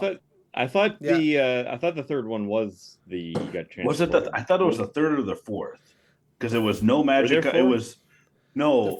The first was Rift. The Yeah. second was the magic items, and the third was the Void. Oh, I thought it was 4. Okay, Didn't even make it. it didn't even make it to 4. Oh, I that's can awful. only count to 3. I can only count to 3. Wait, no, there might have Was been another one. there may have been 4 because I think on the magic items lost on one carriage ride, and then the next day we were going again, and like you did something, and I think everybody woke up briefly and was like, "What was that?" And you're like, "Don't worry about it," and everybody went back asleep, and then you disappeared. Because Well, I we mean, were definitely resting against the gates Yeah. when you Yeah, went I mean, bye-bye. You picture just like a kid reading a comic book, and he's like, "I want to know what happens in the next page." what was You know? Oz's intelligence? I have 8. to pull it up. It may have been 8. I'm pretty sure. I have to look it up. That's what you guys said earlier. Oh yeah, I remember that. But it's just like a kid reading a comic book. Yeah, it's just like, I want to see what happens next. I'm going to see what happens. Just like a little bit further, a little bit further. This is this is pretty cool. I can't remember, but I'm wanting to say It's 12. I want to say it was this particular card, and if so, this has to come into purpose in some way. What's that? It says an NPC of the DM's choice becomes hostile towards you. You don't know the identity of this NPC until they or someone else reveals it. They're just completely hostile towards you. I don't know if that one was it. That doesn't sound familiar. The best Yeah. choice would be Well, to go the back thing to is, those we wouldn't know episodes. if that was the case. He would have just had to set it aside. And be like, Yeah, "All right, I'm gonna he take wouldn't have care of known if that. this." Yeah. Mm.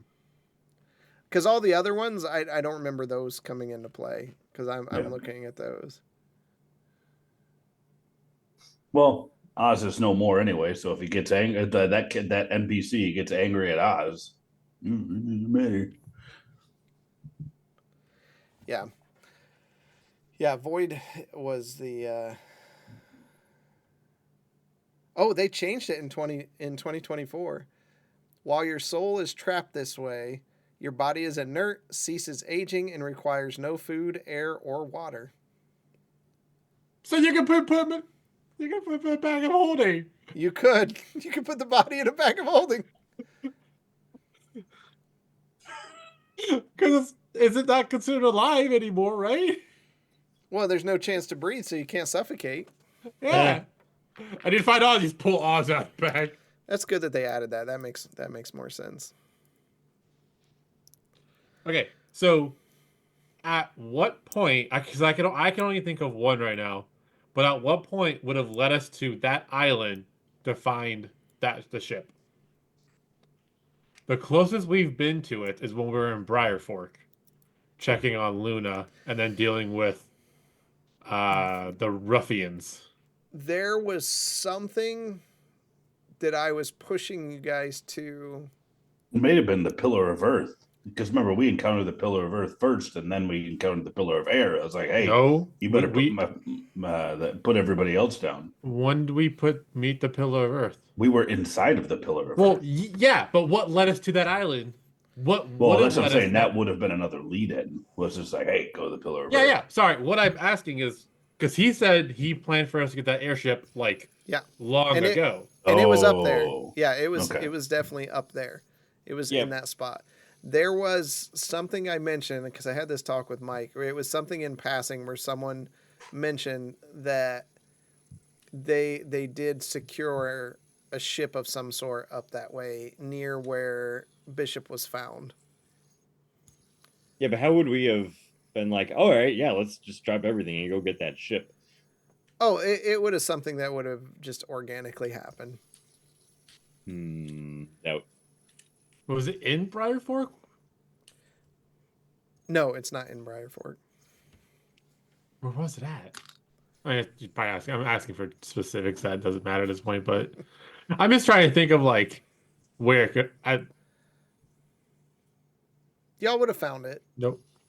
There was going to be some reasons to go up there, but I never had to flesh any of them out because this happened. I mean, we almost left. The Avatar there. Yeah, you almost did. Because like all I knew is we knew nothing about the Earth Pillar, and Yeah. there's a person sleeping there, and we're like, well, we don't know what the Earth Pillar is. You guys thought she was.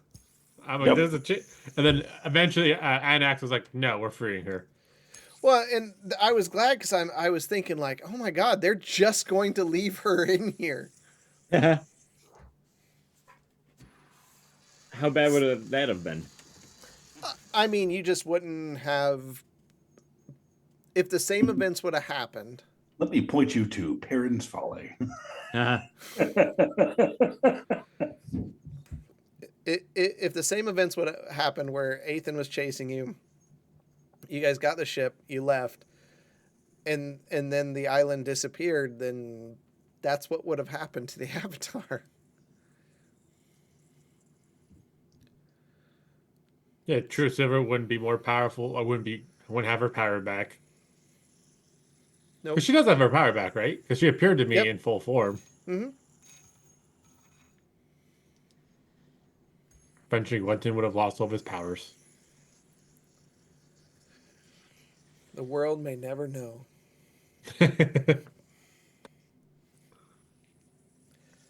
So considering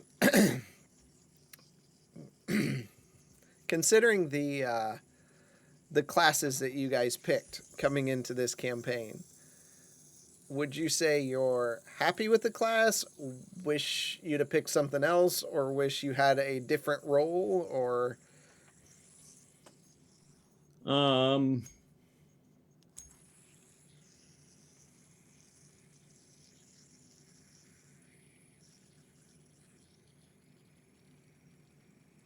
I don't mind playing a cleric. Yeah. I still think, even with the revamps we've done, the special ability I have is kind of useless.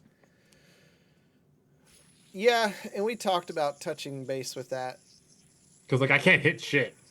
Well, that's not my fault. I have this super strong Shadow Spark weapon that I only get +6 on. And it hits for like 2. I find combat kind of boring with Marsland. I don't know. There's just only so much depth to what I can do. Maybe I'm just not doing as much as I could be doing with them, but there's hardly ever any actual bonus action I can take that makes sense. I can sometimes do the little shove, but that's not that exciting. I think combat in general is fairly boring. Yeah. You know, and it's nothing against the DM. I think it's just at its core, it's just like, punchy, or use, your what are the spells called? Eldritch Blast. Well, yeah, your Chaos Orb. yeah, and like that's usually what it comes down to. You can start to use some strategy in there, which I think was like the custom classes that that you've came up with. You can start using some strategy, especially with some of the more difficult ones. But it can. I mean, it can be kind of arduous after a while, but that's combat. The D&D is RP, and I think Yeah. that's where we've excelled at, and we've done very well. Mm-hmm. Yeah. I mean, the thing with playing a wizard is I have some nice, powerful concentration spells, but I can't stay alive long enough to actually make use of them. Well, no one is forcing you to fly into the air. Or when you put puzzles that require flying. They did God damn require that fucking flying. puzzle. That freaking puzzle was not. Oh god. God, I hate that stuff. That was in Gwenton's suicidal phrase too. I'm gonna hold this till I die. Yeah, yeah. Gwen had given up. He's just like, just take it from me now. Like, Take me. Yeah. And Marsland didn't even take time to like fly into the other caves, look at other things. Yeah, I did. Not till like toward the end.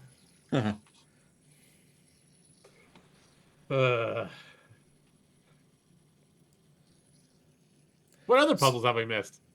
Well, I mean, again, going back to the class question, Oh yeah. I think I don't like playing the same class when we're all together. So I don't think that I'm going to be playing like either a barbarian and technically a fighter, for a very, very long time. And it's kind of sad because I like the potential of being able to play a character like that. Not just for the punchy, but just for more of the, the kind of character, that you can be with a barbarian, Yeah. Next time, are you gonna choose not wild magic? Yeah, I'll probably do that. I wanted to try and do something a little bit different with a barbarian. So I was like, let's do wild magic. Everyone goes for like all of these other ones, these other ones like the storm one The bear. and yeah, and it's just like, let's try something different. So we'll go with wild magic. So.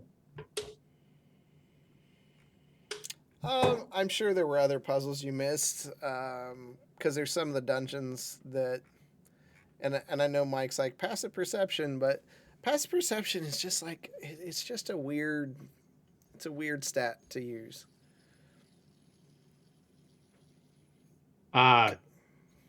You mentioned this. We BS'd you on it, and we never got back to it. You said we would have been able to defeat Ethan when we opened his grave. How? With your punches and your arrows and your magic. We were I had all no about to die. Yeah.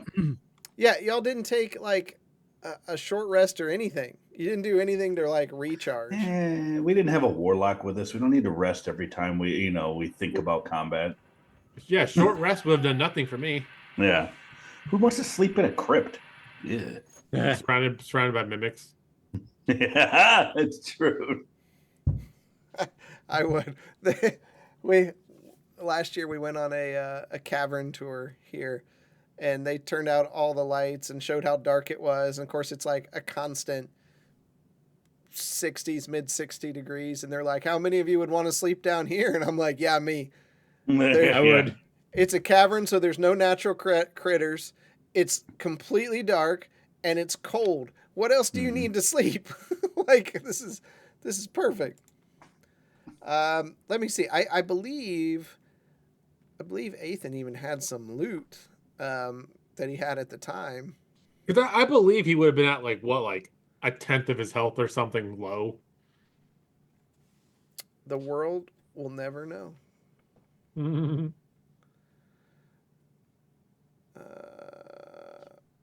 I have to find it first. I don't have stuff broken up as much as I used to. Oh, there's Ethan's too. Coffin chamber.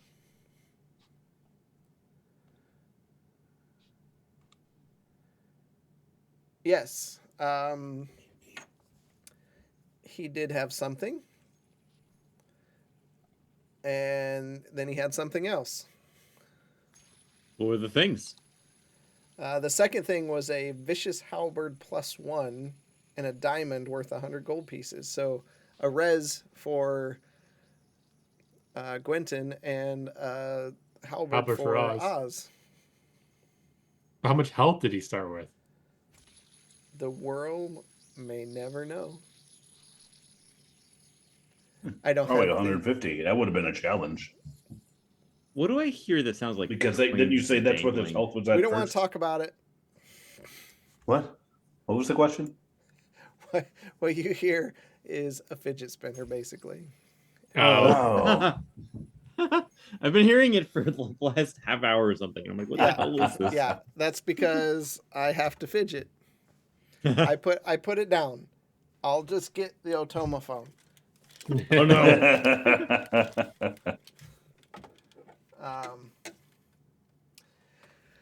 Yeah, so I can't say what the other thing was. because we might see it later. Maybe. What? Okay, so what would have happened if we would have, and again, if we would have stayed, defeated him, and talked to Pora later, and be like, hey, we killed some guy named Ethan.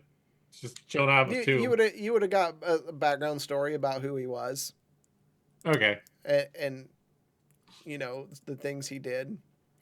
But I don't think the Pora reveal was going to happen at some point. You all would not know that right now. It would have happened much later. Mm.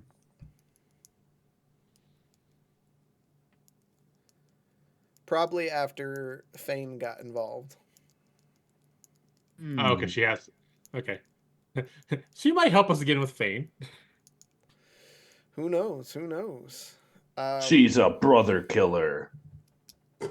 Well, that was an uncle killer right now. That Pora was the brother. Or Pora was the sister, I mean. Of not Ethan. Of Fane. Yeah, Ethan's her uncle. That's okay, that's right. Yep. Never really talked about their parents. Yeah. That is true. We don't know anything about them. They're still wandering around, aren't they? Wait, hang on. We do have a list of other Shadow Sparks that we found in a other tomb. ones. Yep. I'm gonna take a Rogue One approach on this, and we don't need to know. They're already dead. Oh my God. It's been so long since I've made a Rogue One jab. We're gonna this year's in person is just gonna be reliving the Battle of Yargish, and everyone's gonna play as a Shadow Spark or a Battle Otoma. Pick your role. That could be fun. We're gonna talk. Yeah, we're gonna talk about the invasion from the enemy's side, from Ethan's side, and we're all gonna pick a character and then start invading the town. I would love to do a one shot that is in this world that you guys as players would run into later. Whether it be like community one shot and you just run into those characters later, or they do something and they run into you. I think that'd be fun. Yeah. So I am excited as we get closer to the next phase. As you all know, you'll be going into places you've never been before with the if you choose to go get the items. Oh yeah, the We have a choice. echoes. There's a whole piece of choice. Like I said, there's multiple avenues that you could go down. Will we save the island if we don't? Who knows? It'll be harder for sure. He's been in captivity this long. We'll just leave him there. Nah. He hasn't I been mean, able to get Just out take yet. down all of his supporters. We'll be fine. Yeah. There's a few places you haven't been to yet. Yeah, like You that mean- the whole western side of the Isles.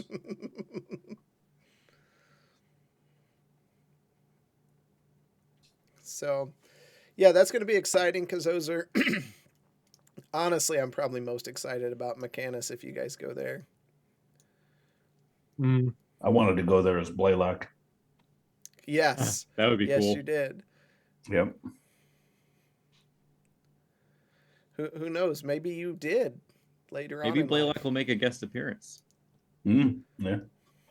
Well, I thought we were talking about Leo making a guest appearance. Oh gosh, Leo rules that realm. Oh, Leo. What a good character. Yeah, he was great. Love Zoramir. I don't know what any of you are talking about. Why is there music happening? Yeah. Oh, did it reset with the music? No, it's because Leo's in Mechanus and it's just a big rave. It's a club. It's a big rave. It was a rave. Everyone's just dropping E. Even Tone agrees that we need Leo again. Yeah. Tone was a Leo fan. Yeah, when's was- Tone going to make a guest appearance again? Well, he has to stop playing WoW for like a Monday or something, Mhm. and stop getting sick. All those things. Inconceivable. Inconceivable. Yeah, I've talked to him about it, but he only wants to play one character. You know, I can't ever get him into other characters. We know somebody like that. Well, I mean, at least his characters change forms. It has. Same base character. He was a lizard, and then he was a chicken, and a rabbit. and a rabbit. Always a wizard. Always the And same exact abilities. Yep. Tone did play a. It was like a goblin thing, a Viridian or something like that. One time. In the one shot we ran for. Oh yeah, the one with like Cuddles and Mike the Bearded and Dude. Yeah. And Tone. And I remember that. we'd like to do something like that again. This time, get Half-Ass in there and get him playing. Yeah, it was a type of goblin named Reese. Yeah. But who knows? You never know when he's going to pop up. I usually don't tell these guys when there's a guest appearance. They didn't know when Mr. Lathis was joining as well. No, we did not. Just that he I'm- was in Discord or Zoom. He was in chat. As a complete separate reminder, the first natural one of this campaign was Arlo. Was it really? Because he was cramping. How do you remember this? I have written it's in down. our notes. It's Yeah. it's in lore dumps. Oh, It's the first natural one. The first natural one by an enemy was a wolf attacking bishop. Yep. And then Arlo got the first campaign or the first My business is my own. and the first piece, the first nat one. So I'm sorry, I'm looking back at our notes to see if there's like anything elf lady that wants to bang Oz. It's something I wish we tracked, like even per total and per session, natural ones and natural 20s, because it'd be nice to have that data. think you Session can get your data from D&D Beyond? No, they barely do that. In fact, they're trying to push me to their new maps tool for the encounter builder, and I'm like, no, I don't need a map. I just need the encounter. Like, it doesn't do half the stuff that the old one does. So why would I switch to the new one? Session 3 is when Hugh got Mirrod's kiss. Was it that early? Session 4 Well, yeah, is when we because went it was a to the big house. hole. Yeah. And in the house, we found Ishtus and Ushtus, Shadowspark, and then I don't know if these names are right? And then a Gleason Shadowspark was on back of a map that Marsden has. Session like 6, I think, is when we probably set the place ablaze. I think it was a little later than that. Well, session 5's Perrin's Folly is mentioned. No, we went to Burns Folly really early. That was Yeah. because remember I died so early that you Session 9. Oh, Yeah. I session forgot that Marsden Session- died. yeah. Yeah. Session 10 is when Marsland died.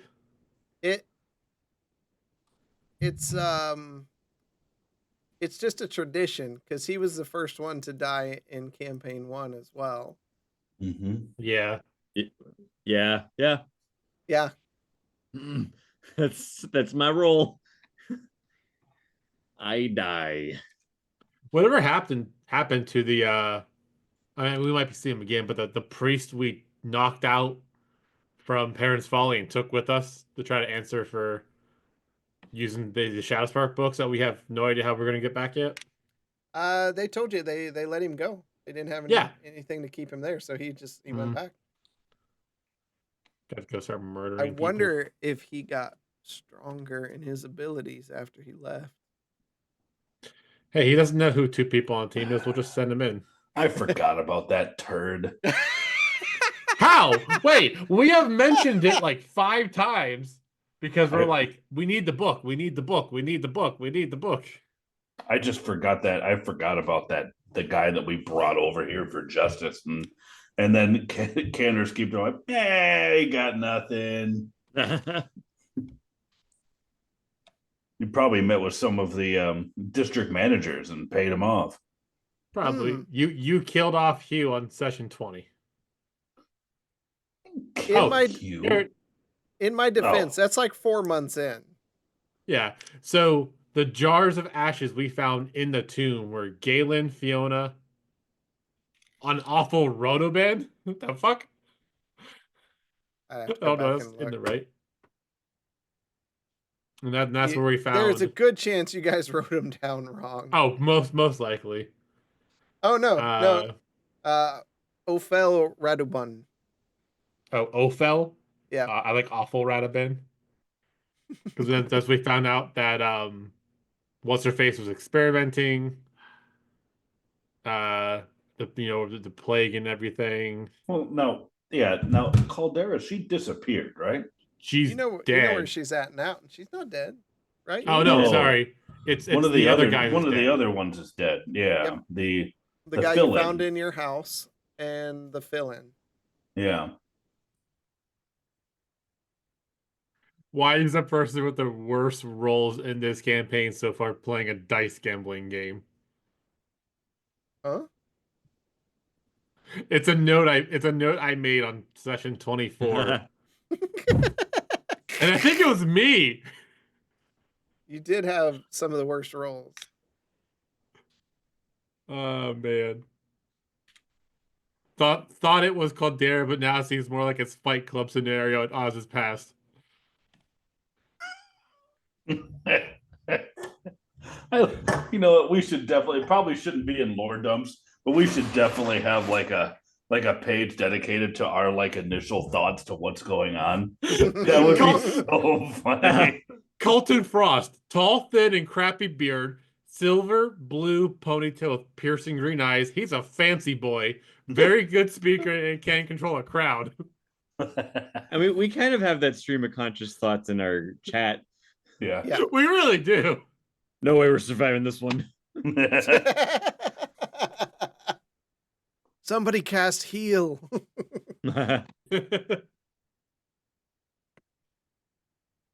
Sorry, I'm also trying to look to see if any of this like triggers a question too. There's the Cyric information. Who the fuck is Hippo Umpami? Oh, that's right.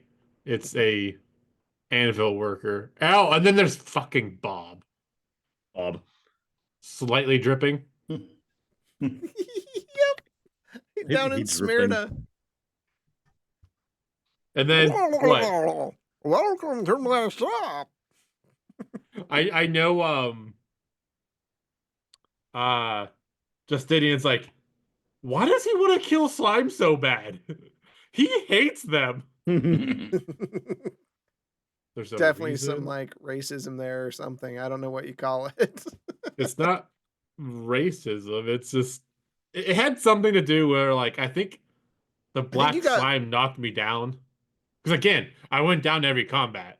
It knocked you down, and then I think you got stuck in a gelatinous cube or I something. did get stuck as in well. a gelatinous cube. Yeah. Yeah. Yeah. Gelatinous cube is from Justinian, Yeah. who who Jade purposely set off like a nincompoop. Oh, Jade. Wait a minute, I don't remember this. Large number of Adulkin have settled in Dearney. We were in Dearney, though. And you didn't see them. They did. I forgot about that. It's not very Smurfy of you. Right? Are I they do remember dead, that- or are they somewhere else? I do remember hearing about that, but man, would I not have remembered that? It's all about good notes, separated by cities or locations. The funny No, thing is, I have that. we do have most of that for the most part of them. Jodo Kai is the city in the center of Sandalwood Lake. According to his pappy, it flew away.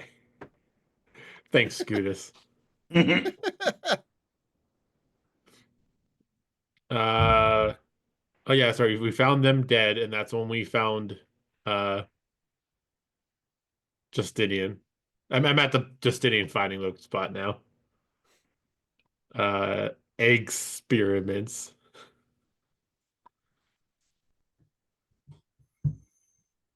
So Crawler eggs. as we charge forward. But any other questions from you all?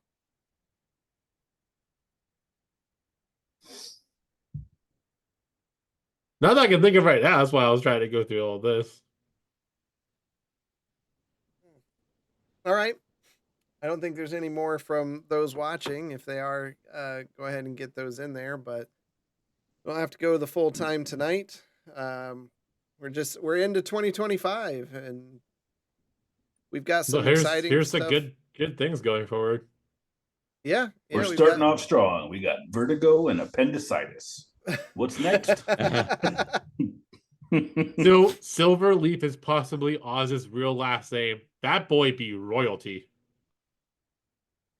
Man, that was going to be such a good arc too. I'm very sad that you just read that because I'm very, very sad at it. That was such a good arc. I was excited for that part. Mm-hmm. That mean they just bring up all the sadness. But At the end of the campaign, we should go through the backstories. Maybe not read them all because I get a little verbose. a little. My backstory is pretty quick and simple. You and me are friends. We go to Candor's Keep. The Well, that end. was the last half of it. I came up with a backstory for my two friends I made up on the spot way faster than I came up with a backstory for Gwenton. Like when we first went to Governor's Den, and I was saying something to Drastin about, and he's like, "Yeah, make up a backstory real quick." I'm just like, Go. "Bend." Can we pause for a second? Your shirt is very distracting right now because I keep thinking I'm seeing something anus. What? Do you Wait, like who? a sheep anus? Who? Oh, I see what you're saying. Yeah. Like you Oh. like if that space narrows down, we're talking like she anus or something like sheeb anus. That's what we do around here. That's what we do. Sorry. Um, Every time I looked over, I just saw the NUS and then the A, and then I was like, "What is going on?" then some of you have people in your backstory, and the DM just spells the name backwards, and you have no idea what they're talking about. Yeah, you slipped that by me. I did not notice.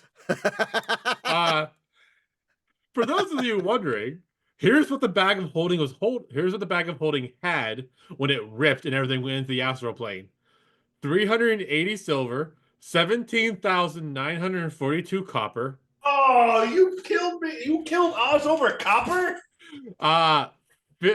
filter of love, potion of fire breath, potion of water breathing, a hand axe, a healer's kit. I think my original mace. 40 think so. pounds of books from Marsland. Oh. 67 scrolls from Marsland. Because he was clearing the shelf off into Yeah, I the was just back. like, I'll take one of these. Yeah, one I of think it these. was the copper and the books that did it in for Oz. That copper was from like the dragon horde from when Marsland died. Yes.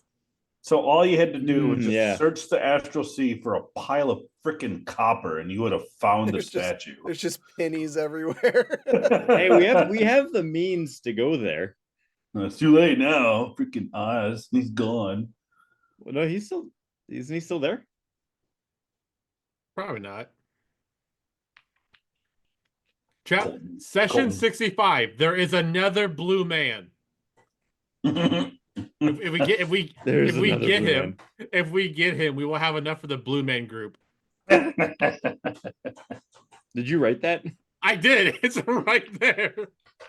Sorry, you're welcome to end the session anytime now. I'm going back and just Yeah.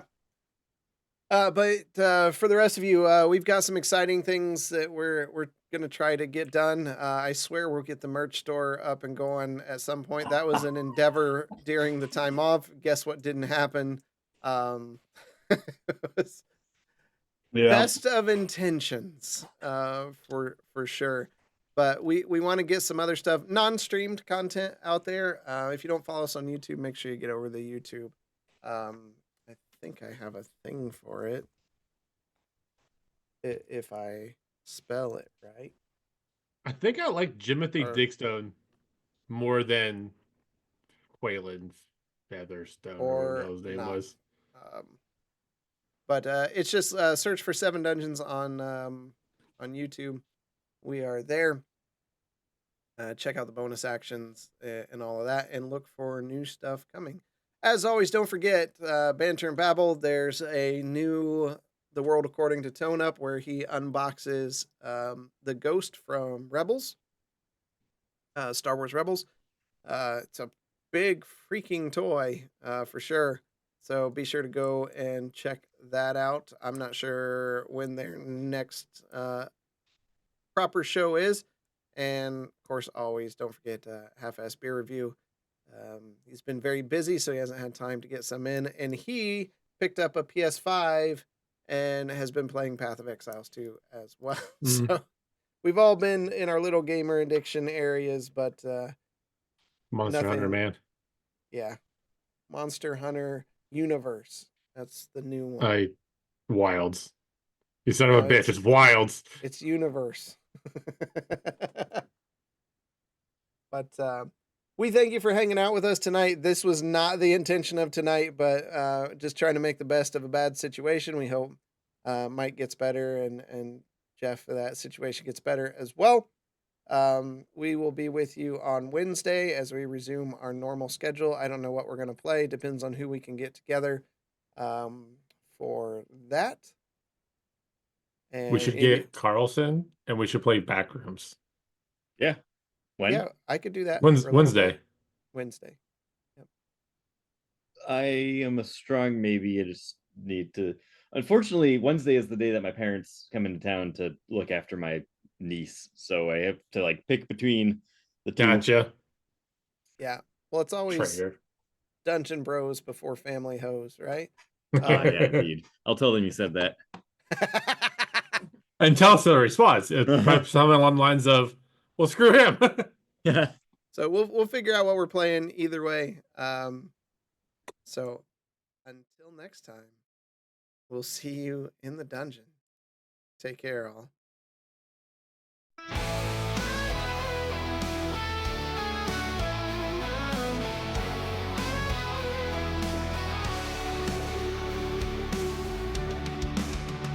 We gather round the table of oak and wood. Our dice are ready, our nerves are good. The story is about to begin. Into the dungeon we dive again. Diving deeper into the unknown. It's surreal how we have grown. Swords in hand, nerves of steel. It's just a game, but it feels so real. And we forge on into the night. Snacks in hand, we will win this fight. The dungeon master is a tale. Will the heroes now prevail? There's only one way to know the toll. We must wait for the dice to roll. The heroes live through the fight. The city is safe from shadows in the night. All the city sings this day. The heroes are on their way, and we forge on into the night. Snacks in hand, we will win this fight. The dungeon master weaves a tale. What's coming now? Will the heroes prevail? There's only one way to know the toll. We must wait for the dice to roll.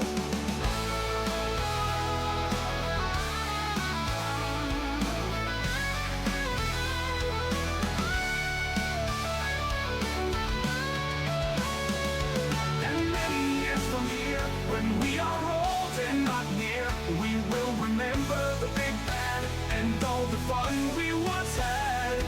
The laughs, the joy, the fun, those days, I wish they never went away. And we forge on into the night. Snacks in hand, we will win this fight. The dungeon master weaves a tale. What's coming now? Will the heroes prevail? There's only one way to know the toll. We must wait for the dice to roll.